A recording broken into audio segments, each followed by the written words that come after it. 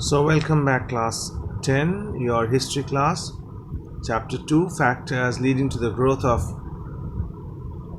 nationalism and foundation of the Indian National Congress. So precursors or forerunners of Indian National Congress, that means which associations, political associations which came before the Indian National Congress was formed. So the reform movements, the English education, and the growing poverty of the people brought into limelight a new class of Indians. So the reform movement, the English education, and the growing poverty of the people brought into limelight a new class of Indians. So a new class of Indian was formed due to the English education, the growing poverty, and the people, two things, due to growing poverty and English education, a new group of Indian educated class came into being. These educated Indians became the political leaders of national movement in India. So these educated people became the political leaders of the national movement in India. The period was between 1866 to 1885. This period, 1866 to 1885, saw the coming up of number of political associations. Number of political associations were formed.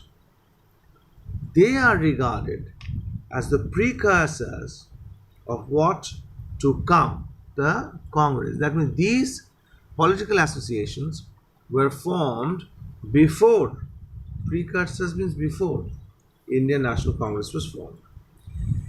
The names of these associations and their founders are important. Number 1, the East India Association. Dadabhai Nauroji founded it in London on 1st October 1866. The East India Association. And what was the aim of this association? It aimed at providing members of the British Parliament information regarding India's genuine grievances, genuine problems. The association attacked a large number of Englishmen who sympathized with India's distress. The association also attracted a number of Englishmen. It attracted a number of Englishmen who sympathized with the distress that Indians were going through. It recommended, what did the association recommend? It recommended the abolition of cotton duties and petitioned the government to withdraw the Vernacular Act, and it pleaded, and it gave letters in the form of petitions to the government to withdraw the Vernaculars Act or Vernaculars Press Act. The association became popular and soon had branches in Bombay, Calcutta, and Madras. Now comes the Purna Sarvajanik Sabha. In 1870 was started the Purna Sarvajanik Sabha under the leadership of Justice Ranade. Its leader asked the people to take to khadi, that is hand-woven cloth, and not to send a penny out of the country. Then comes the Indian Association, which was headed by Surendranath Banerjee. In 1876, came up in Kolkata, the Indian Association founded by Surendranath Banerjee. What were the objects or aims of this association? The objects of the association were, number 1, to unite the Indians upon the basis of common political interests and beliefs. Number 2, to promote brotherly feelings between Hindus and the Muslims. Number three, to agitate, disturb for a constitutional government. These main three things. The association launched agitations, means disturbance, meetings, then processions against the Arms Act and the Vernacular Press Act. Surendranath Banerjee led an all India campaign for a better representation of Indians in the Indian civil service. The Bengali, a daily newspaper, was edited by Surendranath Banerjee, became the chief organ of the association. By 1884, the association had as many as 44 branches. So, this is it. So, this was the Indian Association, which was headed by Surendranath Banerjee. Now, all these associations are mainly local in character. It was localized, not pan-India. There had been an urge for an all-India organization. Surendranath Banerjee took the lead and convened, means called, the Indian National Conference, which met in Calcutta in 1883. The Indian National Conference attracted leaders from all parts of India. So the Indian National Congress attracted leaders from all parts of the India. Anand Mohan, who presided, described the conference as the first step to a national parliament. So Anand Mohan, who presided over the conference, declared that it was a first step to a national parliament. The conference was the forerunner of Indian National Congress, founded in 1885. So if a question is asked, which association is the forerunner of the Indian National Congress? You have to write the Indian National Conference was the forerunner of the Indian National Congress. It was merged with the Indian National Congress in 1896. So 1886. So Indian National Conference and Indian National Congress was merged. Now comes the Indian National Congress, the foundation of the Indian National Congress. The birth of the Indian National Congress was an event of very great significance in the history of India. It was the first All India association of a permanent nature. So why was it important? Because Indian National Congress was the first Indian association, All India Indian Association of permanent nature. With this association or Congress, began an era, that is a period, in political life of India. Mr. A.O. Hume, a retired civil servant, British civil servant obviously, addressed a circular letter to the graduates of Calcutta University in which he said, whether in the individual or the nation, all vital progress must spring from within, and it is to you, our most cultured and enlightened mind, that your country must look for the initiative. If only 50 men, good and true, can be found to join as founders, the things be established and future development would be comparatively easy. So he wrote a letter, a circular, which was distributed to the Calcutta University, which called for Indian students who were interested to change the destiny of the country or their motherland, so that with them the Indian National Congress can be formed. The appeal had the desired effect. The Indian National Congress was thus founded, and the first session was held in December 1885, and it was held in Bombay under the presidency of W.C. Banerjee, who was a leading barrister. A.O. Hume played a major role in the formation of the Congress. That is why he is considered the father or founder of the Indian National Congress. If a question is asked, who is known as the father or the founder of the Indian National Congress? The answer will be Mr. A.O. Hume, a retired civil servant, is considered as the father or the founder of the Indian National Congress.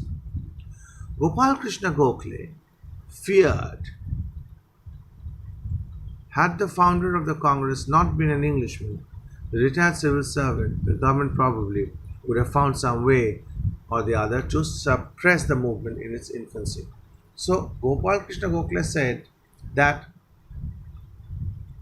since the founder of the Indian National Congress is a Britisher, the association was saved. Had it been an Indian, the association would have been suppressed by the Britishers. So the Britishers didn't suppress the Indian National Congress because its founder was a Britisher. The first session was attended by 72 delegates from all over India. It was attended by eminent persons as Dadabhai Naoroji, W.C. Banerjee, K.T. Telang, Firoz Shah Mehta, Badruddin Tyabji, G. Subramania Iyer, N.G. Chandrabhaskar, Justice Ranade, and Birhamji Malabari. These are all prominent leaders, Congress leaders. Now, what were the immediate objectives of the Congress? W.C. Banerjee was the president of the first session of Congress and cited the principal objectives of the Congress as under. So W.C. Banerjee announced the main objectives of the Congress. Number one, to enable national workers from all parts of India to become personally known to each other. So what did he say? He said that workers from all parts of India should personally know each other. Number two, to end all racial, religious, and provincial prejudices, means own pride, own ego, racial ego, religious ego, provincial ego, and to promote a feeling of national unity. If the provincial ego, if the small egos which divided India, if that ego, that prejudice is not overcome, we cannot promote a feeling of national unity among all lovers of the country. Until this national unity, of the feeling of national unity is achieved, India cannot be independent. It was tough for India to be independent. So national unity was very, very important. The formation of popular demands on vital problems and the presentation before the government. So problems were addressed and these problems were presented in front of the government. To train and organize public opinion in the country. So it is very important for the countrymen to be trained to have their own public opinion, and these public opinions were placed in front of the government.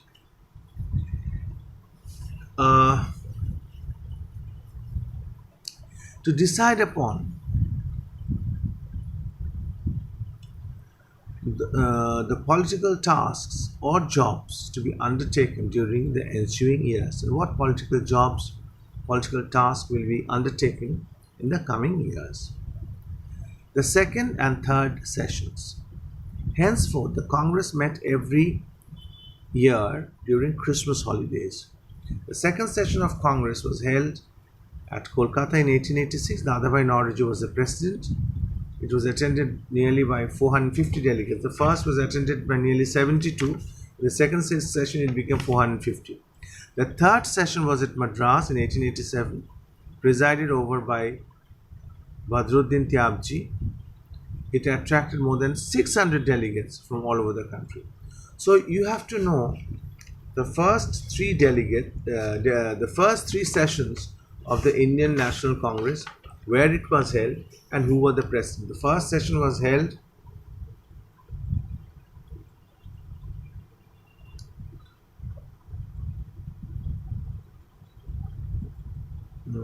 wait a minute. Yes, the first session was held in December 1885. So don't have to mention December. The first session was held in 1885 in Bombay, presided over W.C. Banerjee. Second session was in 1886 in Calcutta, presided over by Dadabhai Naoroji. Third session was in Madras in 1887, presided over by Badruddin Tyabji. These three sessions you should No. These three sessions: year, place, and the presided over by whom. Demands of the Congress in its infancy. At the beginning, Congress leaders talked quite modestly about their operations. The most important demands of the Congress were: number one, expansion of the Legislative Council; number two, reduction of military expenditures; number three, holding of Indian civil service exam both in England and India; number four, spread of both general and technical education; number five, wider employment of Indian in the higher services; number six, people's right to carry arms; and number seven was appointment of a royal commission to inquire into the working of the Indian administration. So the gathering together of people from Punjab, Bengal, Gujarat, Maharashtra, Karnataka, Tamil Nadu, Uttar Pradesh, and other regions was by all means a significant matter. With the foundation of the Congress, the national movement went from strength to strength because it was very important, prominent, only one prominent political association which operated all over India. The 72 delegates who attended the first session could never have imagined that Congress would someday launch civil disobedience movement and put an end to the British rule and attain Swaraj. Obviously, the 72% people or delegates who attended the first session never imagined that the Indian National Congress would be instrumental in attaining independence of India. So with this, we come to the end of Chapter 2, Factors Leading to the Growth of Nationalism and Foundation of the Indian National Congress. Your work is to go through the classes and solve all the short questions and long questions in your exercise copy. Until you solve these questions, you will not be able to answer them when these questions will be asked in your exams. So that is all for today. Thank you very much.